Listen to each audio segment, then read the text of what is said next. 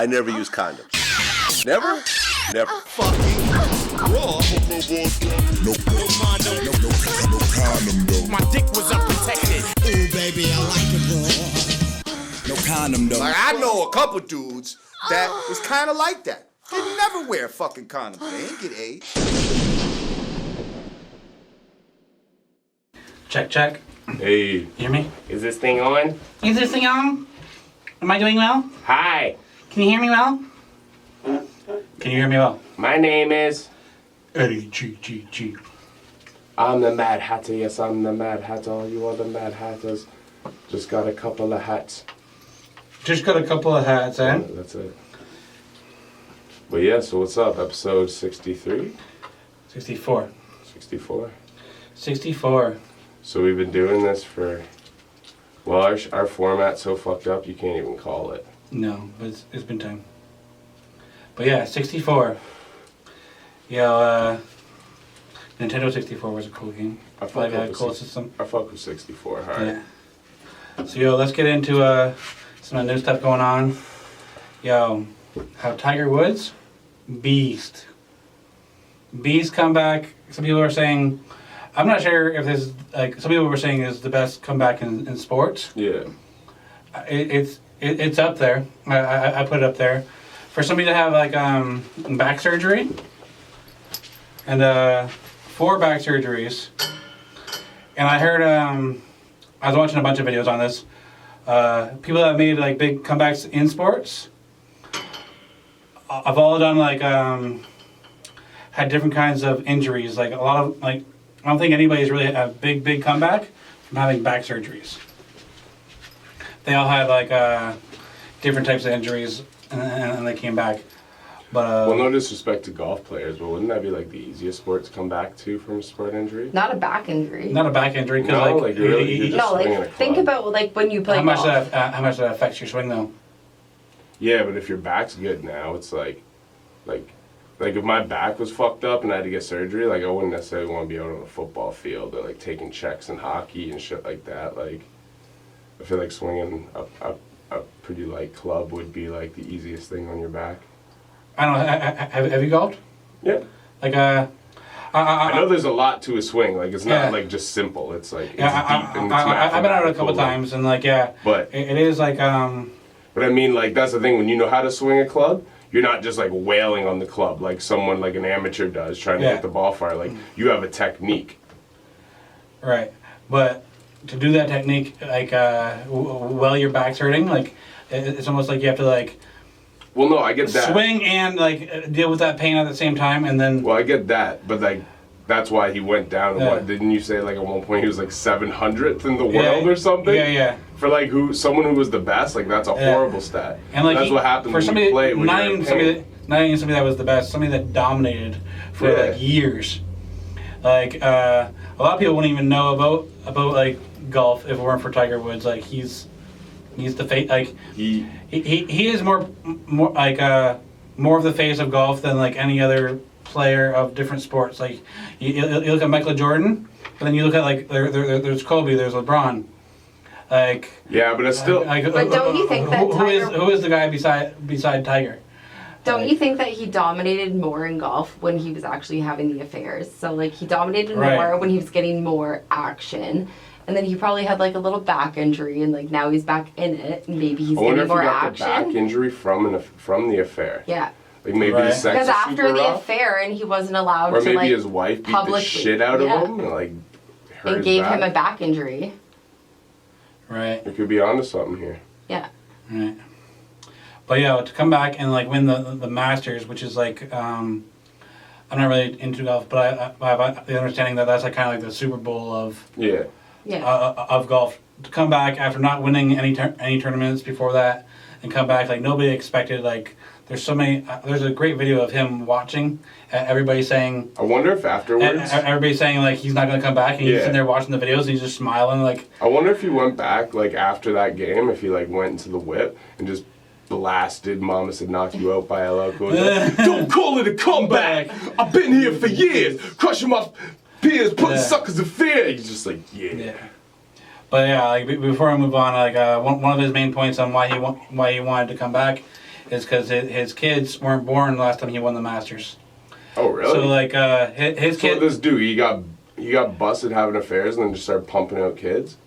Well, like He's like, you stuck with me. well, last time he won the Masters was 05. Wow. So Was that long ago? Yeah, like the long road of falling off. he won like mad tournaments after that, but the Masters, Yeah. he won in 05. So I like, just wanna- but his kids weren't alive. So like, what his main thing that he said is like, his kids, what they know of golf is the pain that he's gone through, and what they've seen him go through. That's what his kids know of golf. So he wanted his kids to see the love that he had for the game, and he wanted to come back and show them a win. That's very noble. Good for him. Yeah, so that's all I wanted to really say on I that. feel like he's aging awfully though. Like Prince William and Tiger Woods. Yeah, but Prince William looks Don't you like think they look the the same offspring though? of like a fish and a fucking They look the same. chimpanzee. But like all If you, like, all of compare the Tiger's two of them problems have been beside- displayed to the world. All of Tiger's problems have been displayed to the world. So it's like the stress of that. I mean, Michael Jackson was gonna do the "This Is It" to her. His wife is like a bombshell too. Like, isn't she beautiful? Yeah. That's like, you know, as a competitive person in athletics, or, you know, a competitive musician in arts, whatever, that's the biggest motivator you have is doubt and adversity. Oh, for like sure. when you become the best, it's hard to stay good. Like that's why so many rappers fall off or suck or fucking, you know, skate by making mediocre material or switch. Like, you know, like we don't even have to name names, you know what I mean? But Hove's really like one of the only dudes, and he's even put out some subpar material, but for the most part, he's had a very consistent career. You know what I mean? And he's like consistently dropped music. And he's one of the few dudes who hasn't really had to face much adversity since like his career. Like it's always been on a constant upward spiral. There's never really been like a pause point. You know what I mean? Even like you bring up Jay-Z. Some like a lot of people doubted Nas coming back before Stillmatic. Well, that's what fueled Stillmatic was the doubt. Was the doubt? Yeah, Yeah, exactly. But then, like That's what I'm saying. Like that's a adversity. great album. You know, like that's why people love comebacks, because it's like I love comeback people stories. are quick to cancel people or like, you know, shut them out. And then when they come back and prove you wrong, it's like you almost wanted to be wrong, but you've lost faith, right? Yeah. It's kind of almost like, you know, I don't know. I almost can't even say it with Eminem, because Kamikaze was a good album, but it still wasn't that what I had been waiting for all these years. It was like good enough that you settle with it, you know what I mean? I didn't really settle with it. But even like fucking Jay-Z, the same thing. Like 444 was great, but and it's good and it's mature and I love it. And I think it's one of his best projects front to back. Like there's no skip-worthy tracks.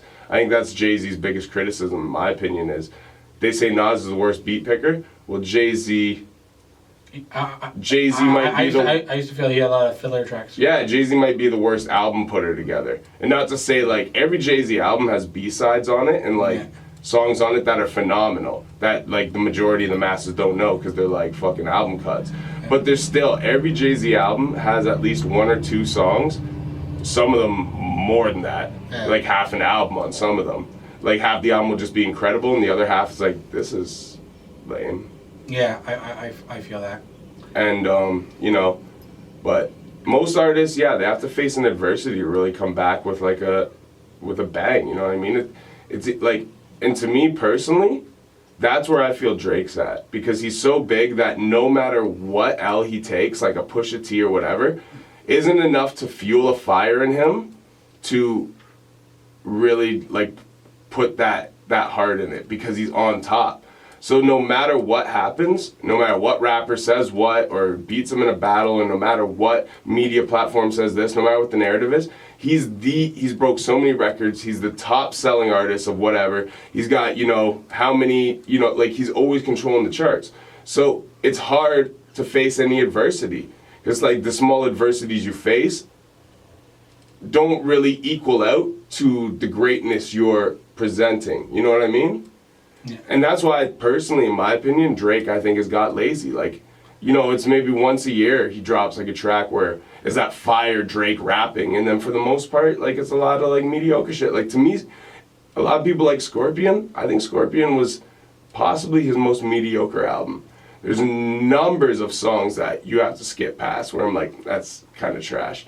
You know, some of the songs hit, but I mean, even the songs that hit, lyrically, like, they're not even half as good as what's on If You're Reading This.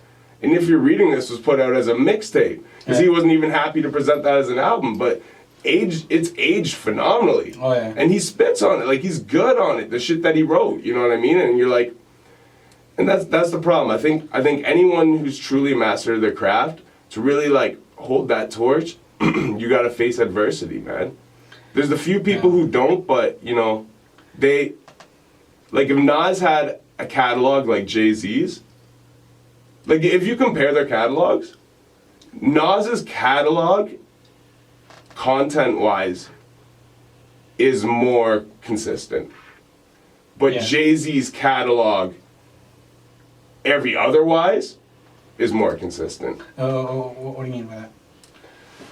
Like, Because Nas will drop albums, you know, every 3 or 4 years. And since, like, Nostradamus and, you know, the few other ones, like, every album... Well, even back in the day, it was like Jay-Z was every year and Nas was every 2 years. Exactly, and Nas albums had a lot less skip over value than a lot of Jay-Z stuff, in my opinion. I completely agree. Even if the beats sucked, because Jay-Z picks hot beats.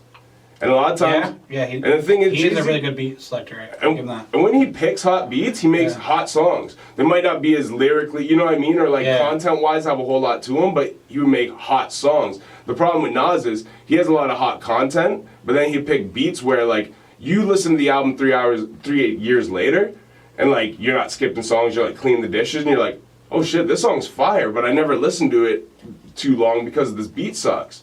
But then once you like really hear the genius in the song, you're like, whoa. Yeah. So like a Nas album ages better than a Jay-Z album. I agree. Yeah. You know what I mean? But at the end of the day, you know, Drake and Jay-Z really the only artists I can think of, especially in hip hop, who ain't had to face adversity and continue on an upward spiral. As to where most artists, there's some plateaus, there's peaks, valleys and peaks, there's comeback, stuff like that. You know, artists get lazy, whatever it be, but you know, there's a complex to it, and it's kind of like the same thing you see right now with Tiger. It's like, you're the greatest. You gotta come back and prove you're the greatest. That's one thing why I like Jordan to me. Yeah, I was trying to think in my head, like, when you said that, I think it is Drake and Jay-Z.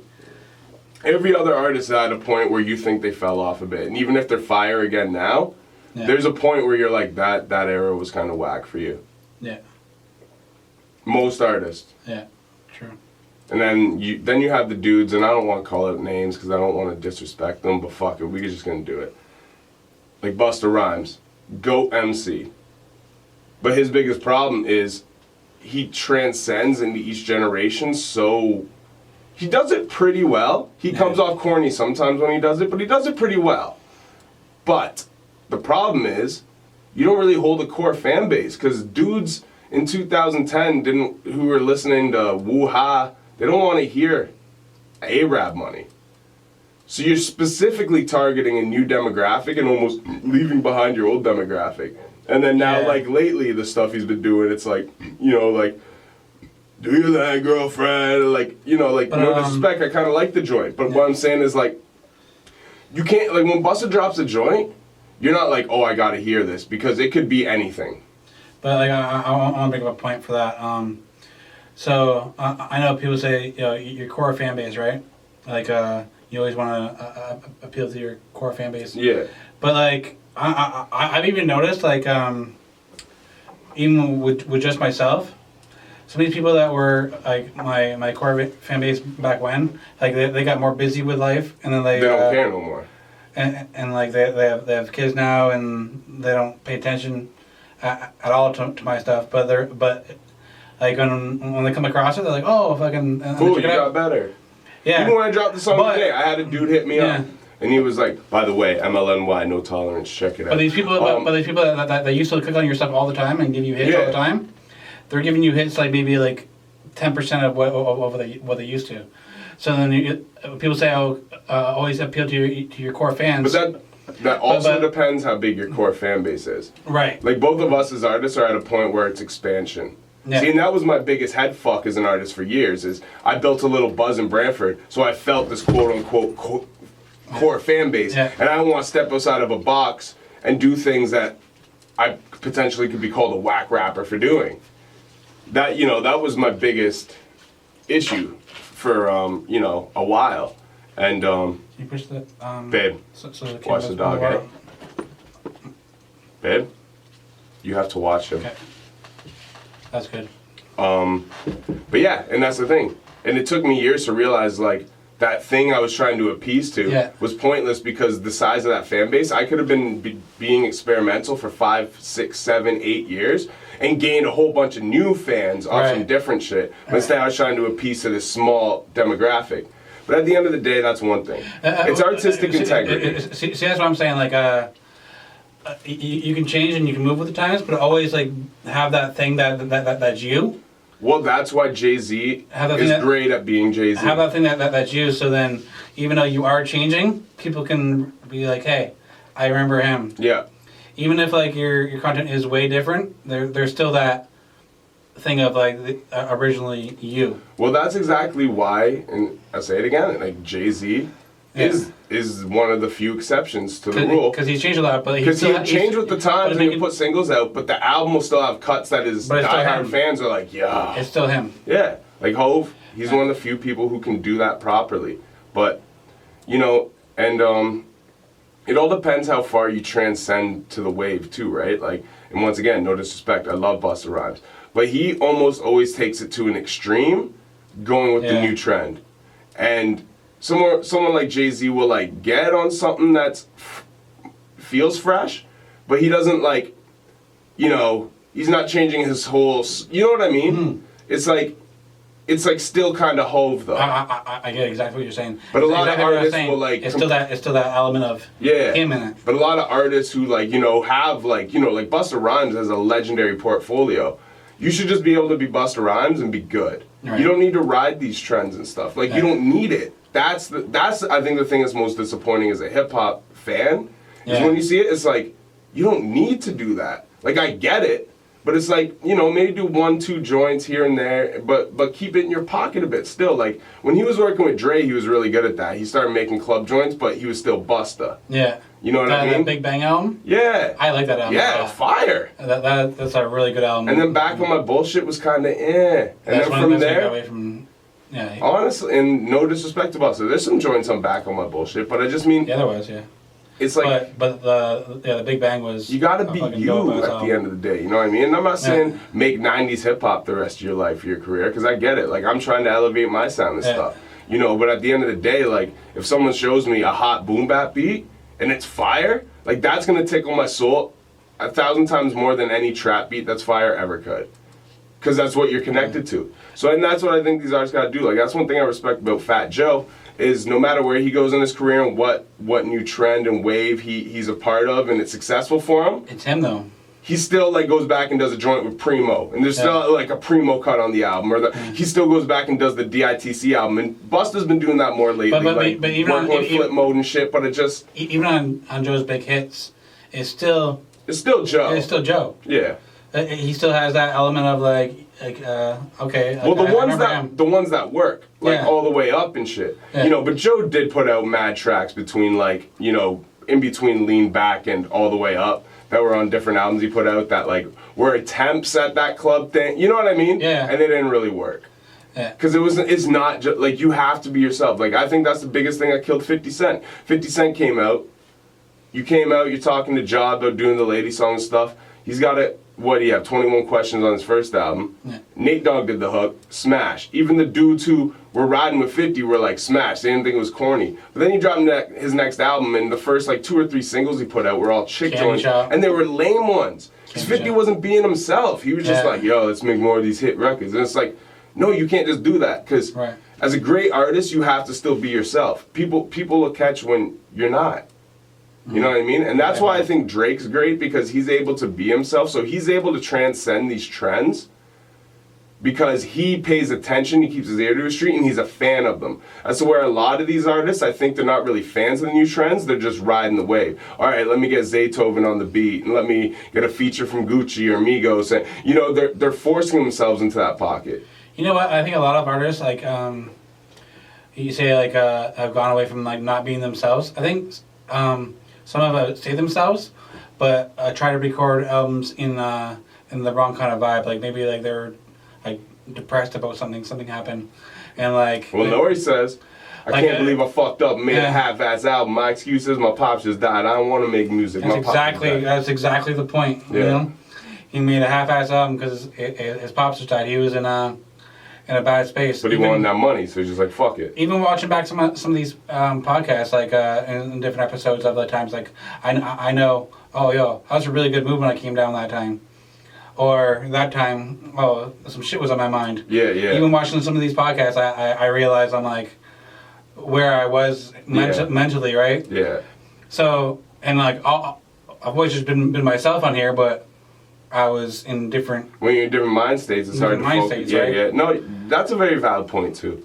But I just, and the sad thing is, there's like two levels of it. It's like a lot of dudes from the old school who are making music now.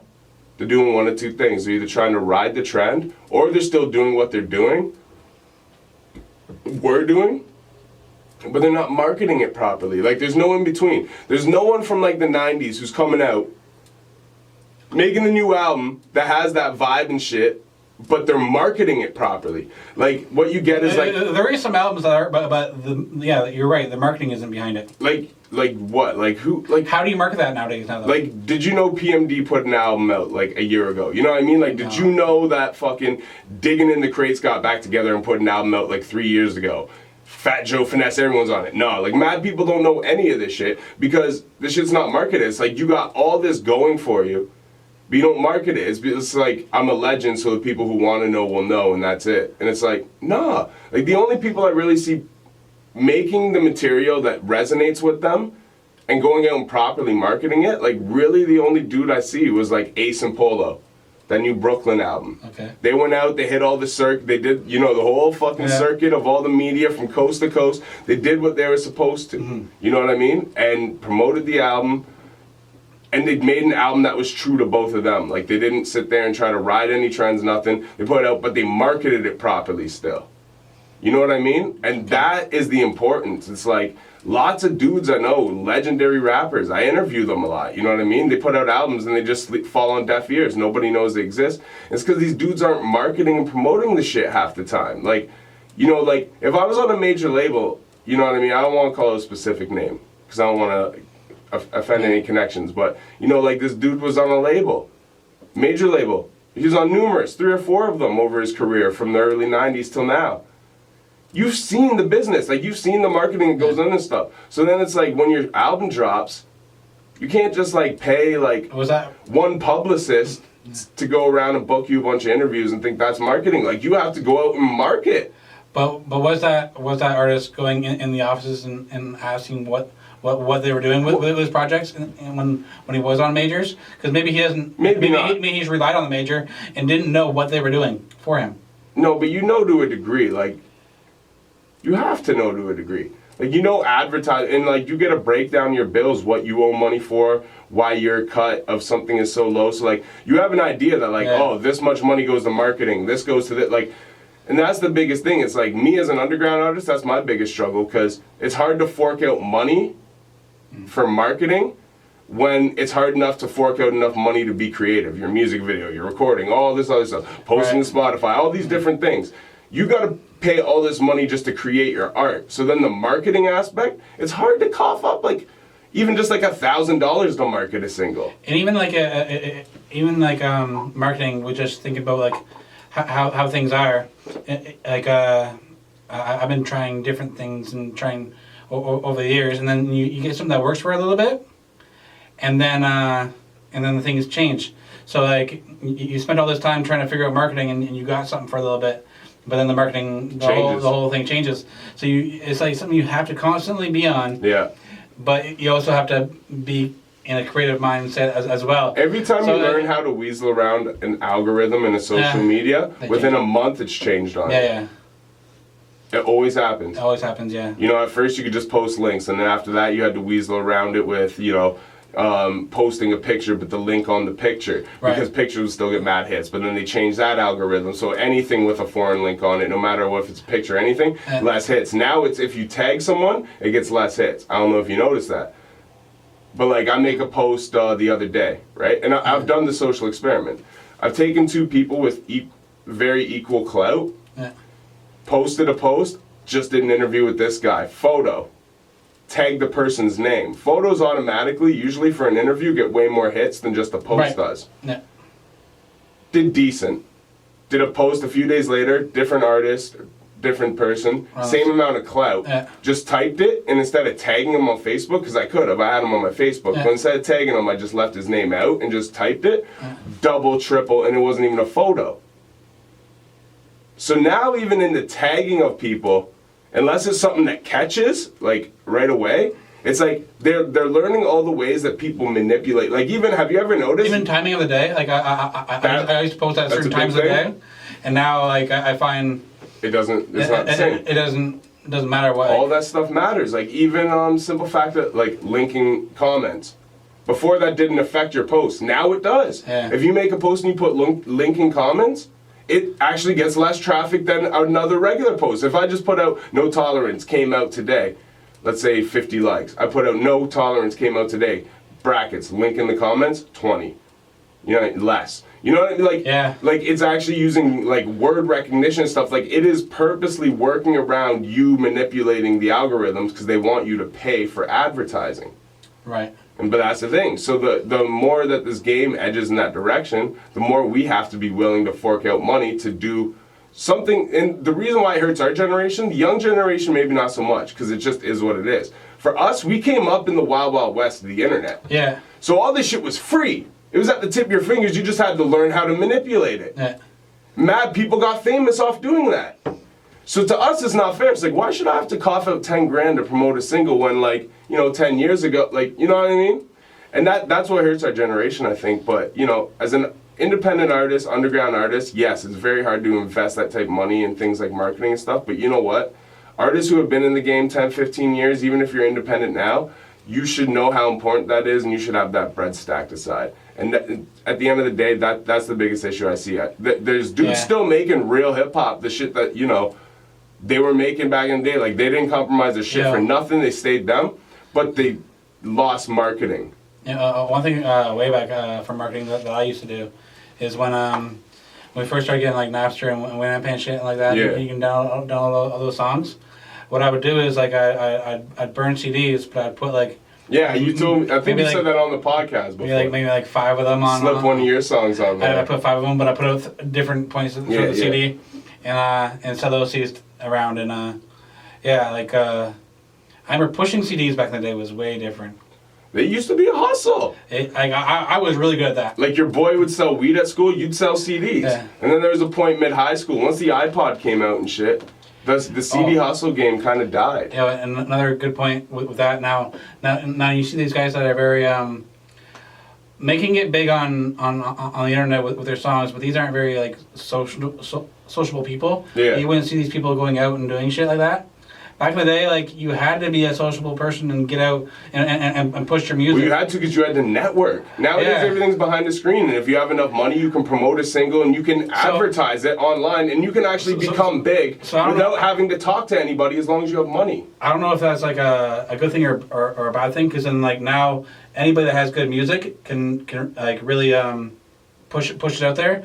Back then, you had to know people. Yeah. And you had to, like let's say... 2 rappers from the same area were just as talented as each other, and they put out stuff back in the day. If one person was more sociable and had a bigger group of friends, they're blowing up. They're doing better. Yeah, but even if they weren't equal, even if the guy who was more sociable was whacker, he's blowing up first. It's always been that way. Mm-hmm. And even still it is to a degree, but for the most part, as long as you have money in the internet game now, without the wild, wild west that it used to be, as long as you have enough money for enough advertising stuff, you can pop without ever having to go to a show or meet anyone. Like, some of these kids come out and their first show that they ever perform at is like in front of people because they have an internet following. Yeah. Can you imagine your first show being in front of an actual fan base, not like 10 people from high school in a bar? Right. Like, wow. Right. But anyways, episode 64. Suck my Nintendo.